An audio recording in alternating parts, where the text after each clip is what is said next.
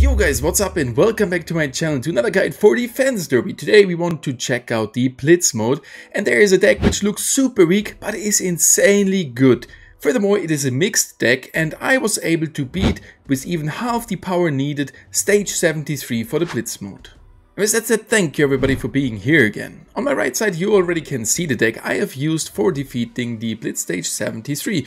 You might think, hey, this is too weak, you never beat it with that, but we beat it with that deck. It is a mixed deck, that means we have units from different factions.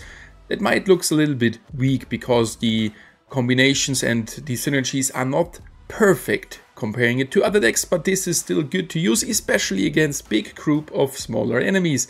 And I've seen some guys using quite a similar deck for the Derby mode as well. Top left side we got the Gargoyle Bomber from the Spirit faction, followed by a Beast, the Mammoth Bomber, and the Swordsman from the Humans. Mid left position we got the Frost Mage, and on the right side we got Apprentice, both from the Human faction. And on the bottom left side we have the Venom Vine Witch, and you might be a little bit surprised because that unit is definitely not the strongest unit, but it is very good to use. Followed by the Wizard and the Floral Mage from the Human faction. In the middle we have Merhen, that is the guy from the Human faction, which boosts the damage of magic units. And with that setup, that means we will have a full line of physical damage in the top line, followed by 2 magic lines that boost the damage a bit. So how am I now playing that deck? Bottom left side, we got the Venom Vine Witch, and she is there for applying further splash damage when an enemy dies. It brings the target with thorns. If the target dies, deals an extra splash damage to the area. And that is the start of a chain reaction, because that damage for sure can kill the next unit which is also infected by the thorns, and that means we get another explosion, maybe triggering the next, and so on and so on. But for that they have to be together in a very small area. Therefore we got there as next the Frost Mage as well as Gargoyle and Mammoth Bomber to bring those units as close to each other as possible. Right next to them we got the Swordsman. And why did we use it? Because it's from the Human faction on the one side, and it gets further power if it is placed right next to another unit. And there it is not even depending on the faction. So this guy is really good to use in mixed decks. Furthermore, that one boosts for sure the Apprentice damage, as it is another human next to Apprentice. And the ability of Apprentice gains some power from the Swordsman itself and from Floral Mage. And that is the only reason why I have used the Floral Mage in the bottom right corner. She has very high damage, boosting up that damage of the Apprentice, and for sure killing one or the other enemy which has been infected by those thorns. So Floral Mage, the best way to start that chain reaction. And in the bottom middle we have the Wizard, causing further AoE damage from the start right away and at the last units.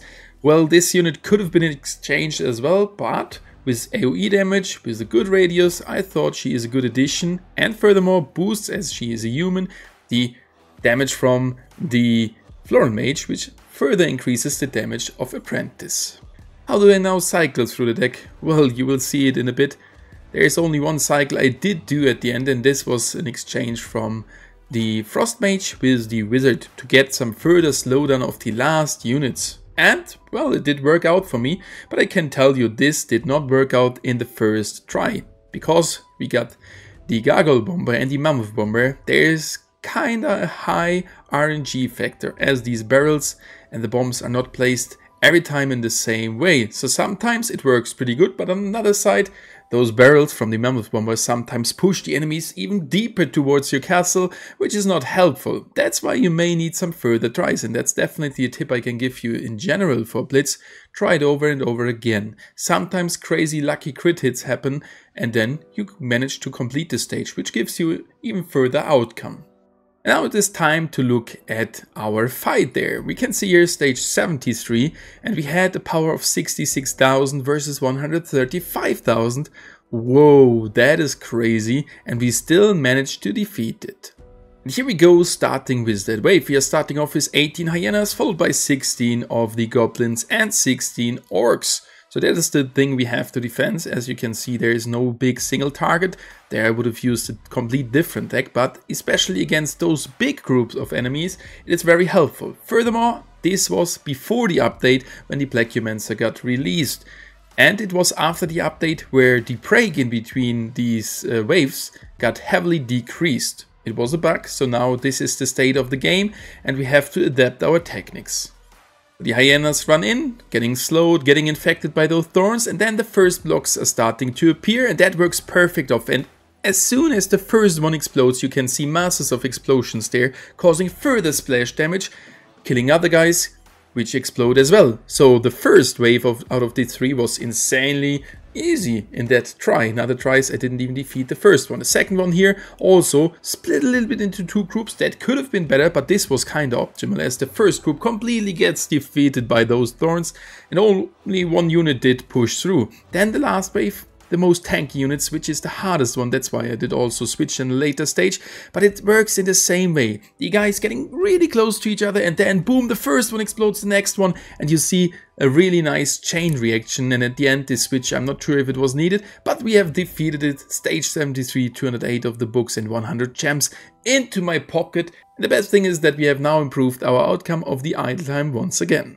So what's next? For sure, it's a stage 74. It is really similar, but only a little bit more units. That makes it super hard for me to defeat them. Furthermore, for sure, Plagueomancer, if I would have that unit on a higher level, would be really helpful instead of Venomine Witch there.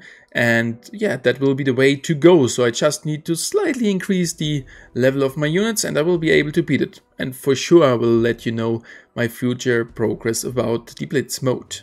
Furthermore, there are some really tough levels before where we have crazy compositions of single targets. If you're struggling with that, please let me know that down below in the comment section, as I have some replays of my old levels, not starting from the first, but I think around 59 maybe I've started. I can provide you that also in a guide and different decks I've used there. So what are your thoughts on this deck? Is this a good one? Do you have any further suggestions or improvements for the deck?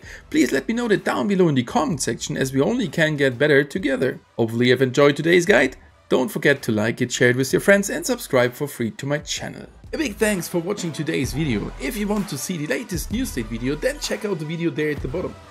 If you want to see more New State content, check out the full playlist there at the top. And if you don't want to miss anything else in the future, then just subscribe by clicking this button.